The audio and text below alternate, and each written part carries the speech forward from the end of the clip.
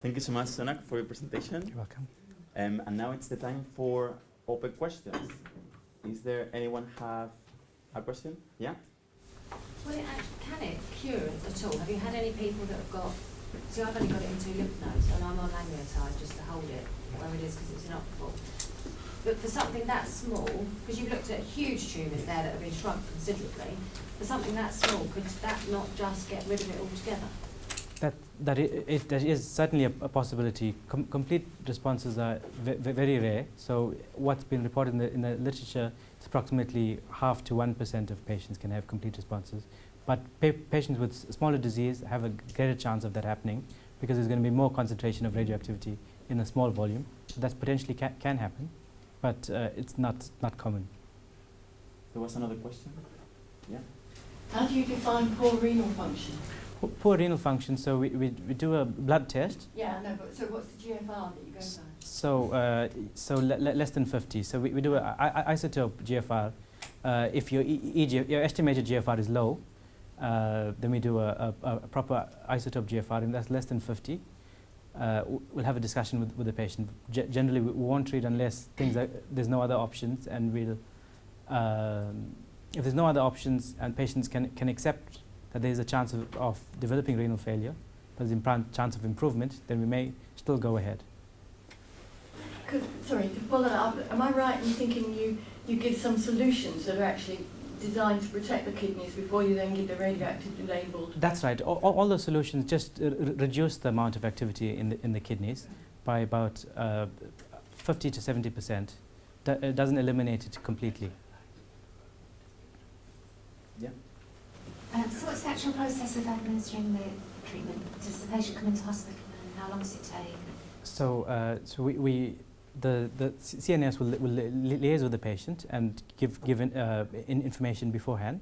So the patient comes in at least an hour institute to get bloods on the day of the treatment, and we'll go up to the ward. And then approximately an hour before we're going to do the treatment, you'll get anti-sickness as well as the amino acid started. So that has to run for at least half an hour before the treatment. The treatment itself takes between 30 and 40 minutes in a drip. That's intravenously. The majority are intravenously. You can do treatment intraarterially as well, which is done in a select group of patients. But majority of patients are done intravenously. And yeah, so that takes about 30 to 40 minutes. Side effects that you can get from both the amino acids and the treatment are nausea at the time of the treatment, and then you continue with the amino acids for another 6 to 8 hours, and on the following day you come down to the nuclear medicine department and have a scan to look at your uptake to see that it's everything's been targeted what we expected to be targeted, and then we can use that as a surrogate to look at response in future treatments. And how many times normally does the patient? So with the lutetium, it's fractionated over 4 treatments. So fractionated means just to reduce toxicity.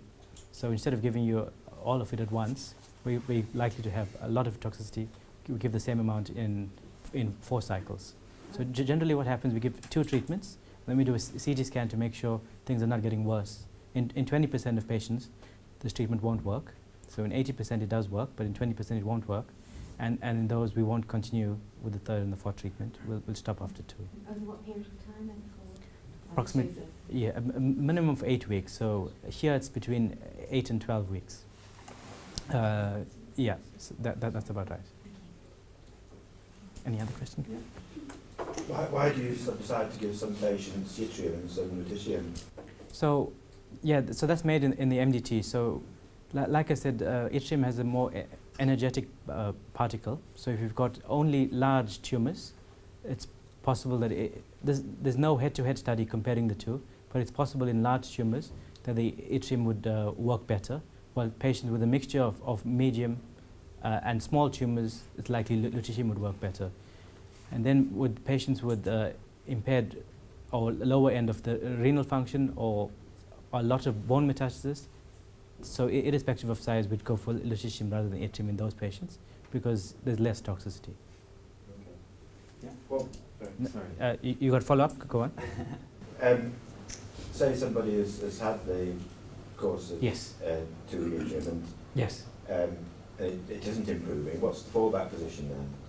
So basically, when you say not improving, disease stabilization is actually been shown to be very good in this patient. People where it doesn't work. Yeah, so that's progressive. So that's not atrium as well as lutetium are not going to be effective. So you'll be back to the MDT and look at the best option. Look at where your disease predominantly is. If it's in the liver, for instance, there may be local liver treatments like radiofrequency ablation or embolization. And so look at the options through the MDT. But yes, so we wouldn't swap one to the other because one is not working. Unlikely that the other will work. But if it hasn't got any bigger, that doesn't mean that it's not working. It's just we haven't seen the response yet on the CT. It can take a little while for that to happen. So it's only those that are progressing that we will stop and say this is not working. So they both are emitting beta radiation, which attacks the... That's right, exactly, right. Yeah. You used 3 phrases Yes. that I've heard time and time Okay. again over the past couple of years, is stable disease, Stable disease, right? many years, and quality of life. Can you tell me what you mean by those terms? So stable disease means that the size of your tumors hasn't changed. So like I said initially, the patients that we're selecting are those that are progressing. So tumors are getting bigger. If we didn't do anything, they continue to grow. So disease stabilization in those means that we arrest that period of progression. And this disease stabilization can last for a long period of time. So it can last 3 years, like we saw the lutetium. On average, it's approximately 3 years that this can last.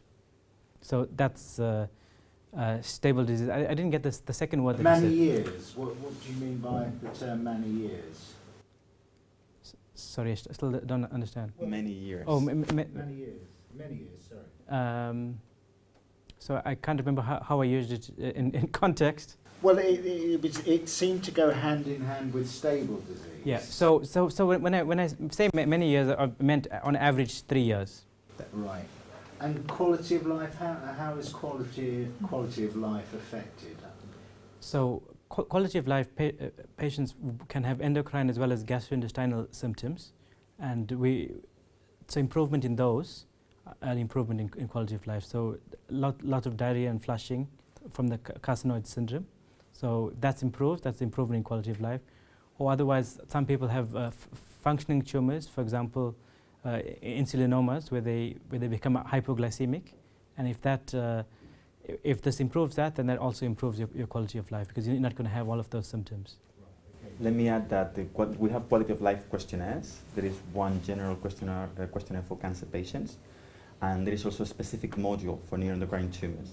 So these questionnaires are given to the patients when they come for the treatment. So then we see the changes over time.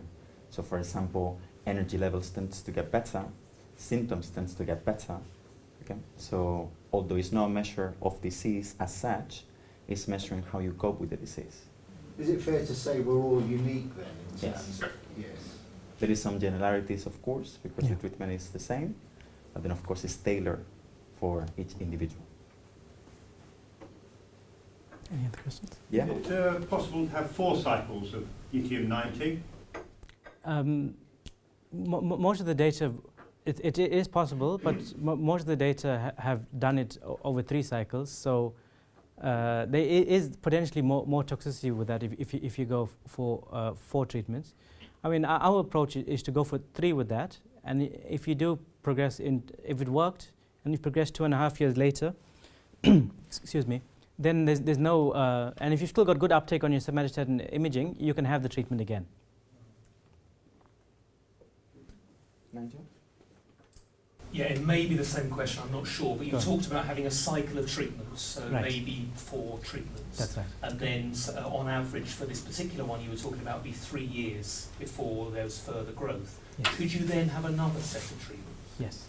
We at that point we may not give again the same amount of treatment. We'll just want to sort of stabilize it to keep your options open for later as well. So we may give only 2 to 3 treatments for both atrium or lutetium rather than the full 4 treatments. There was another question. Yeah? Do you make any differentiation between patients who have functioning and non-functioning tumours?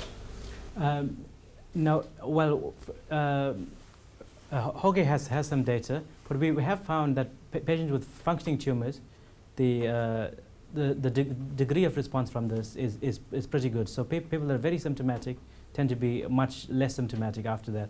But in terms of who we select, there's no difference in who we select. I have one question.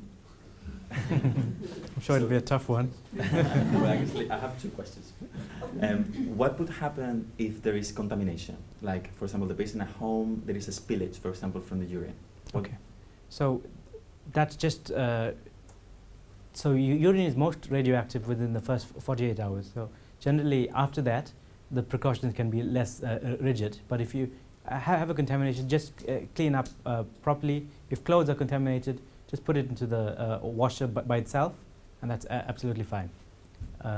Make sure you use gloves if there's any contamination, so you don't contaminate the rest of the house.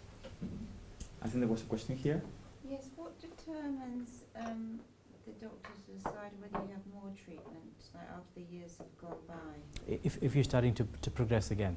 Oh, if the tumour grows? Yes. If the tumour starts to grow again, then we know we need to do something, because if we leave tumour growth untreated, it's likely to go bigger and bigger and bigger until we can't do anything. So once it grows, we'll want to do some sort of active intervention, whatever is the best option at the time. So if your tumour stays the same, you've had the treatment, then you just leave it? You're still on the majority of patients are still on the somatostatin analogues, Yeah. so you still get the monthly injection or 6 weekly, or whatever you normally have. So that further stabilizes things, and nothing active unless things start to go the wrong way.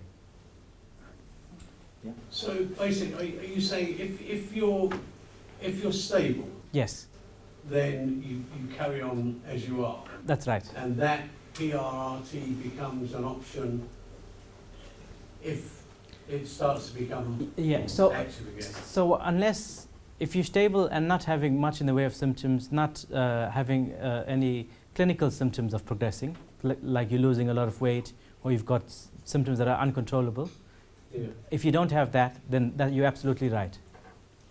that's good. Yeah. All right, this moment I don't need it. Yes. What you're saying about if it's stable, but if it is stable because you're on lanreotide or something like that, is it not worth trying to just get rid of it by doing this completely, so that you don't have to take lanreotide or anything else, isn't? Like I said, this is not a curative treatment, so but it could potentially be. It's very rare that it, like I said, less than 1%, and so basically you want to keep your options open, that you treat at the right time, because if we do treat now, if we do treat when they're stable and it works, you may sort of impair your bone marrow function such that you can't have that many treatments when you actually would have needed it in future. But it's also, it's like a careful balance between the benefits and the side effects of the treatment. It's a treatment that is very well tolerated, but it has some serious side effects as well. So as long as you are stable, what would be the point to put you at risk of having those side effects? Yeah, but lanreotide comes with things as well, though, doesn't it? Sorry? Lanreotide these other things come with symptoms that could potentially damaging stuff inside you as well anyway. But it's just not as bad. They are not as bad. The side effects of the lutetium or the radiotargeted therapy could potentially be more harm. And once you do progress, then we want to have something that we can treat you with, because it may be that if we treated you up front and then you progress maybe 3 years later, it may be that maybe uptake is not so good at that time, or either the uptake is not good, or your bone marrow function or kidney function is not as good to tolerate 4 cycles again when it may be effective. There was one question for you, and then you. I don't know whether you can answer Yes. this question. I was just like, it's under the selection program. Yes. I'm a patient at Hammersmith, and obviously it's such a specialist treatment. I don't know whether they actually do that at Hammersmith, but what would happen if they didn't? Would it be open for referral to here? Or, how does it all work? Well, they certainly treat at the Hammersmith. They do this? Yes. They do? Yeah. They've got I think they've got a big unit there as well. I know they do this treatment there. I'm not sure how many patients they treat. But Right, so their programs would be exactly the same as yours under the multidisciplinary. yeah. Yeah. I Well, that's will- good to know. Yeah, I would also say that we treat patients also from Scotland or Wales. Yes. So the local consultant refer patients to us in order to have this treatment Yes. here in London when in other places it's not available. Yeah.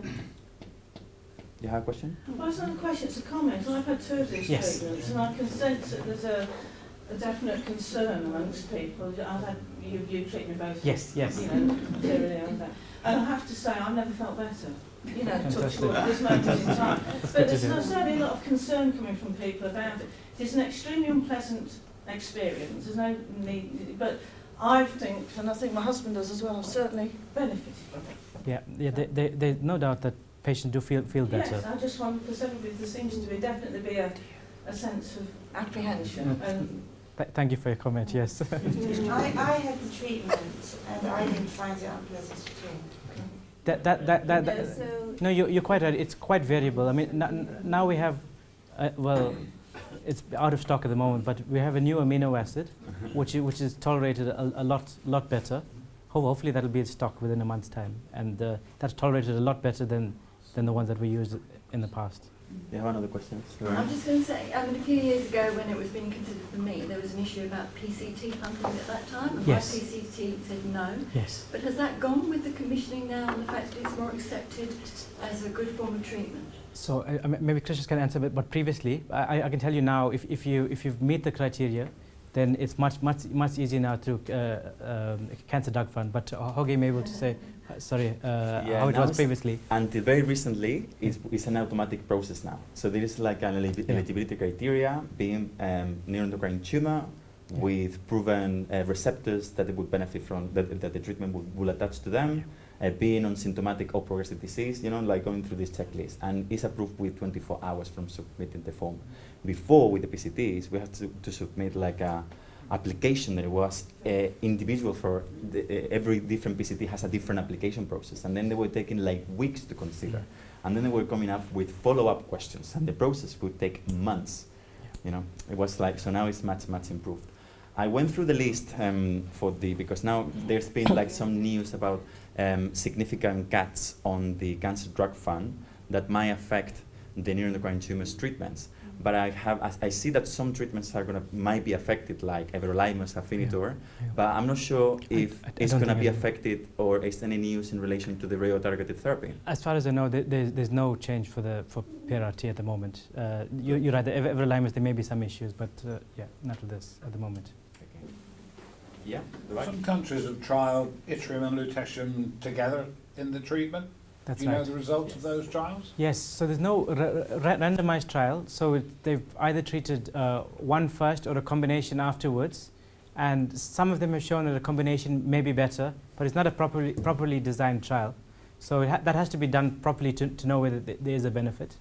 Well, in Germany they did indium and yttrium many years ago, and it was superior to yttrium alone. So I'm not aware of that trial, but there's yttrium versus yttrium and lutetium, which did show that a combination may be better than yttrium alone. But these were not the same group of patients. The ones that had yttrium alone had more disease, higher chromogranin, which is a marker of your disease, whilst the other group with a combination that showed a better response had less volume of disease. So that it may be that it was a bit of bias related to that. So you can only answer that question if you do compare one against the other in a randomized trial. And that has never been done? That hasn't been done, no. Yeah. Talk about travel. I was here for about 4 days after treatment. Had an arterial Y90. Yes. And I travelled home on the tube at 5 o'clock in the evening.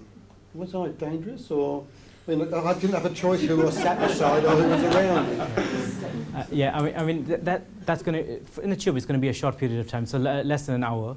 So it's not going to be a major issue. What I would say. 2 hours actually. I got about 2 hours journey. 2 hours on the tube. Well, no, trains. Trains. Okay. Yeah. So I mean you wouldn't be. So you change. So not more than an hour in one carriage. So what my advice would be if you do see young children or someone who's obviously pregnant, maybe change your seat. But other than that, there's no specific advice. Is there any other questions? Just on that point, how long are you actually in hospital for when you have the treatment? Usually it's overnight, but intraarterial treatments, then you may be a bit longer. Or if you've got maybe a functioning tumor that we need to control, or keep an eye afterwards, may stay a day extra both sides, admission and afterwards. But it's usually just an overnight procedure. And there was another question there? Yeah, roughly speaking, what percentage of patients that are treated at the Royal Free at some point end up with this treatment? I can't give you an answer to that. It's very difficult. I don't think we...